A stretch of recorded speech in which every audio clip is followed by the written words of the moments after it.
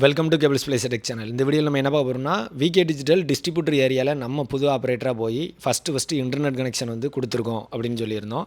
அடுத்து இன்றைக்கி cable TV கனெக்ஷனும் ஒரு வீட்டில் லைவாக ஓட்டி விட்டாச்சு.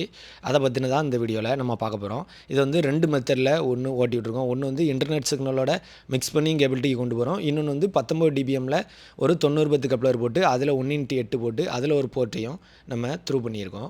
ரெண்டையுமே கொடுத்து டெஸ்டிங்கில் ஓடிக்கிட்டு இருக்குது.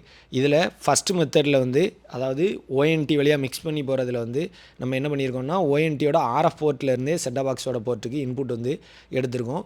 எம்ஏஆர் ட்ராப் வந்து ஒரே ஒரு எம்ஏஆர் ட்ராப் ஆகுது, மற்றபடி எந்த பிரச்சனையுமே இல்லை. அதுக்கடுத்து நம்ம வந்து எல்லாமே தனியாக தான் மாட்டியிருக்கோம். அதாவது ஏற்கனவே இருக்க விகே டிஜிட்டல் செட்டா பாக்ஸையோ அதோட அடாப்டர் ஹெச்டிஎம்ஐ கேபிள் எதுவுமே பயன்படுத்தலை. எல்லாமே நம்ம தனியாக கொண்டு போய் எல்லா கஸ்டமருக்குமே நம்ம அப்படி தான் கொடுக்க போகிறோம். அதாவது நம்மளோட அடாப்டர், நம்மளோட ஹெச்டிஎம்ஐ கேபிள், நம்மளோட பாக்ஸ் தான், அவங்க இதை எதையுமே தொட போகிறதில்ல.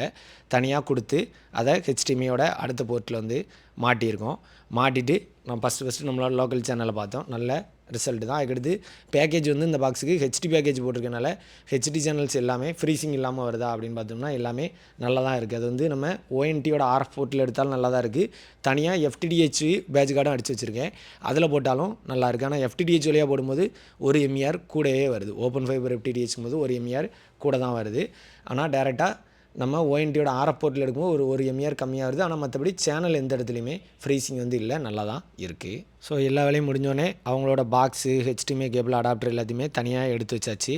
இப்போது நம்மளோட இதிலேயே லைனை த்ரூ பண்ணி விட்டாச்சு. எந்த பிரச்சனையும் இல்லாமல் அது பாட்டில் ஓடுது. நம்ம வந்து த்ரூவாக ஃபைபரில் தான் கொடுத்துருக்கோம். அவங்க பழைய விகே டிஜிட்டல் பாக்ஸுக்கு வந்து ஆர்எஃப் ஒயரில் கொடுத்துருக்காங்க. ஆனால் நம்ம வந்து ஃபுல் ஃபைபர் தான், அதுவுமே 6 கோரே போட்டாச்சு. ஏன்னா 6 கோர் தான் மிச்சம் மீதியாக இருந்தது. அதனால் ஃபுல்லாக இப்போதைக்கு கஸ்டமர் ரெண்டுக்குமே 6 கோர் தான், யூனிஃப்ளெக்ஸ் கேபிள் தான் பயன்படுத்திட்டு வரோம். டோட்டலாக இந்த ஏரியாவில் எவ்வளோ லைன் பிடிக்க முடியுது அப்படிங்கிறத இன்னொரு வீடியோவில் பார்ப்போம். நன்றி, வணக்கம்.